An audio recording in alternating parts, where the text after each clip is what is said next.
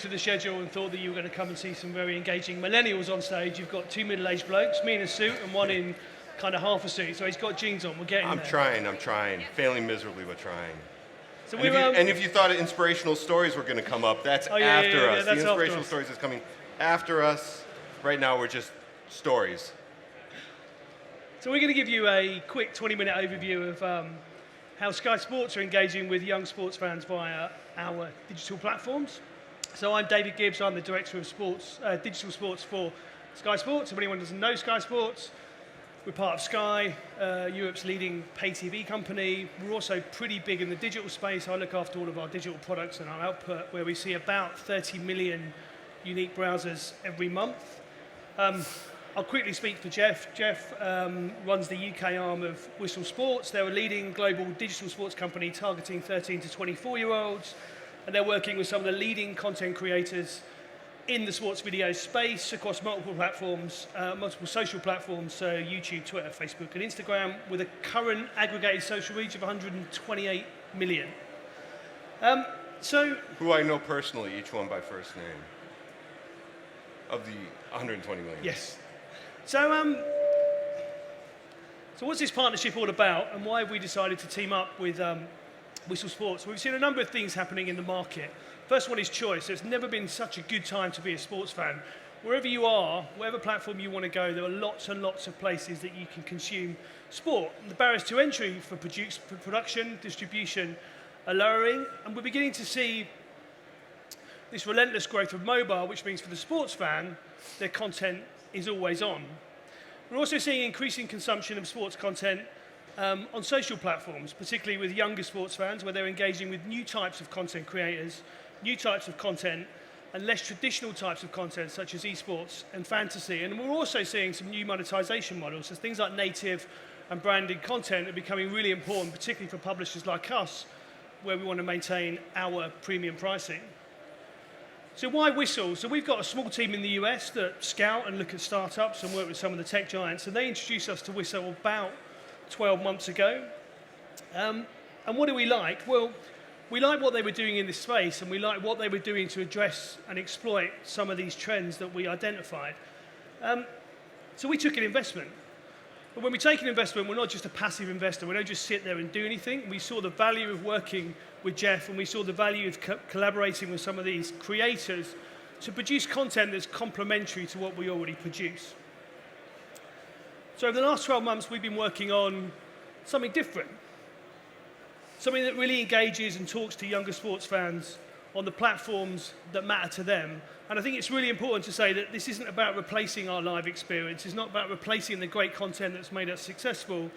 It's about telling the stories around our live content, but telling them in a way that's credible, that's authentic, and it's different for different audiences.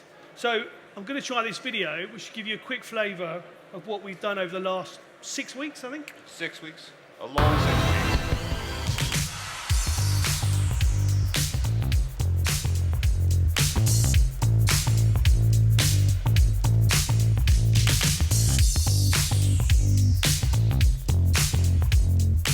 Welcome to 11. We have got Premier League predictions, we've got stats, we've got exclusive access to players at the FIFA 16 launch, and all the info for your fantasy team. So let's kick it off.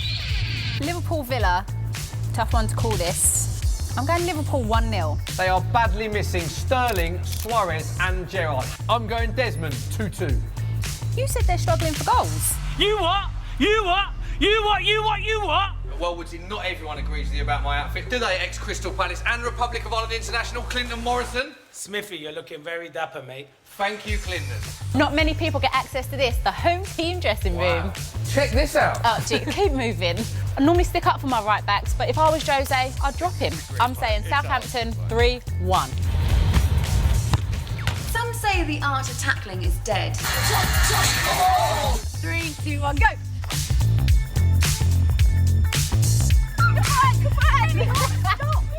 Down the middle.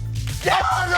Save it! Come on, Tebow! Oh, what is going on? Well, what a game that was between Hugh and George. Real Madrid winning it only just. It all happened in extra time. I've had a shot from there. It's gone in! What? halfway line goal. From the halfway line. Joe Ledley pace 70, Aaron Ramsey pace 69. Oh, yeah. Something like that. I think that's right. You know what I'm saying? You be looking beastly. What? Yeah, you ready? Comment, like, share, subscribe, get involved. For more gold like that, subscribe to Soccer AM's YouTube channel. Boss, love it. Ow! Oh! See you later.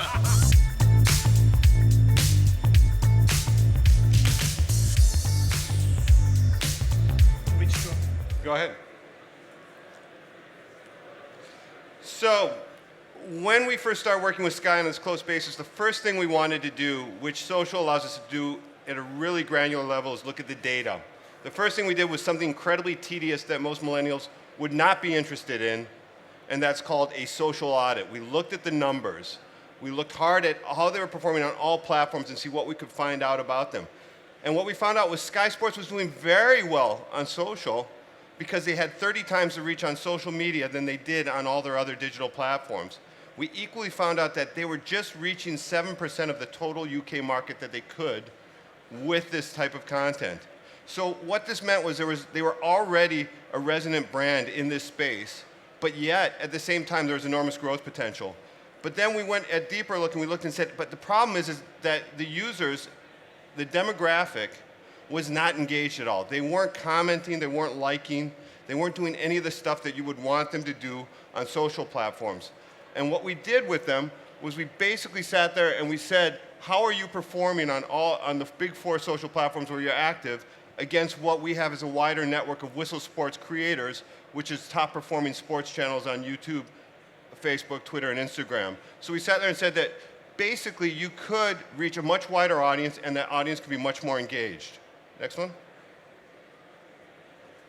So they said, okay, thank you for doing all that work, but what are your recommendations? What would you really do under the circumstances? What would you really recommend we do? And we said the first thing is a social first strategy, because right now they were uploading all their football content from their television channels and cutting it down into shorter versions. We said, what would happen if you created programming that was social first? The second part was say, look at all platforms equally. Now, we know YouTube's enormously powerful, and a lot of us are spending a lot of time and effort being successful on YouTube, but we see how the other video players are beginning to work. And we said, what happens if our goal is reach and engagement? What happens if we treat all the platforms equally and realize that different content works on different platforms? And then we talked about a content strategy that was about continuous interaction, designing programming where it actually was a direct call to action immediately, as opposed to just sitting there putting stuff up and hoping people would comment. And then the final thing we proposed is that we move in together. And the point of that was that we would sit side by side on a regular basis and communicate as to what we think is working, what's not working. The final thing that I focused on was continuous metrics and reporting, continually looking at the data, because as you find when we look at data, that the things that we thought were important now might be something that's completely different that's important later on. And so we had to change our data sets continuously. So unless we were looking at things constantly and updating them constantly, we had no idea whether we were performing very well or not. So out of this came new programs, new presenters, new types of content, but under the Soccer AM brand, which already had a large audience on the television side and was Sky Sports' irreverent look at football on Saturday mornings. And what we sat there says, let's take that brand and let's do a bit of a Jimmy Fallon on it. Let's create a program that's a linear television program that goes on to social, and then social content that feeds back into the linear television. So with that, we brought on, as you saw him, he was in the video quite a bit, Adam Smith. And Adam Smith is also known as Frankie Fryer and appears regularly on Soccer AM as a character within the program. And we said, let's put him at the heart of what we're doing on the presenter side. The programs were basically 11, which is a predictive show where we look at data. And we sit there and say, well, users are interested in data. And we take all the data that comes into Sky Sports editorial team and throw it out there for discussion points. Everything we do on 11 is to ask people to react and respond to actual statistics related to football. The other part is looking at the weirdness of the social media that takes place during the weekend of football and bringing it back to people and having them contribute as well. And beyond that, we've also brought in some different personalities. We've brought in FIFA gaming. We're bringing in other elements that would not traditionally be seen within a Sky Sports football program. So how has it gone for us is the question. This is only 6 weeks in, all right? So you can't hold me completely to this. But what we have seen is that our Facebook reach is up 850%. Just by using the Facebook native player and making calls to action, we're just seeing a massive increase in the engagement. Instagram, Twitter are all off the charts. And then what we see on YouTube, which is a bit of a harder one to grow audience on, is what we have seen is we've seen good retention rates to start off with and good engagement rates. So we think we're on the right path on this. But if we're not on the right path, or if we're making the wrong calls on programming, or if we're not doing the right things, we have our monthly reports that are tracking what's going on. And then we have a quarterly review that we're going to look at. And every quarter we're going to examine all the assumptions we've made as far as content is concerned, as far as engagement metrics are concerned, and ask again, is there a better way for us to move forward as far as the content's concerned?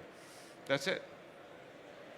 So in terms of what's next, the thing that really excites me is how we take our existing stars and our existing athletes and how we bring them together with some of these new careers. And you saw on there something that we did with the two guys playing FIFA, big in their own YouTube space, and then obviously Gary Neville and Jamie Carragher. So I think when we come up to Christmas, we've got an even bigger, more ambitious project that's going to look at really trying to amplify that. So some even bigger creators with some even bigger and more relevant athletes.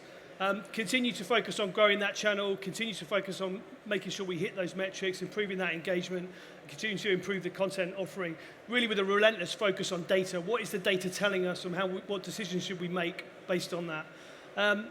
And this isn't just about the social platforms. We want to see whether we can take some of this content, some of these personalities, some of this talent, and bring it onto our existing platforms. So how does this look in the traditional linear space, but more importantly, how does it look in our on-demand space?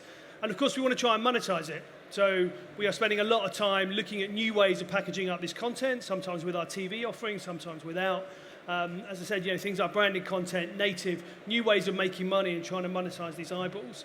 And then looking at whether we take this beyond football. We know it works for football, we know football's really popular, but how does it apply to things like F1, cricket, rugby, even golf? So we'll be experimenting in that space as well. But as Jeff said, it's early days. It's working really well for us. It's a really exciting space and a really exciting opportunity going forward. Thank you. Is that it?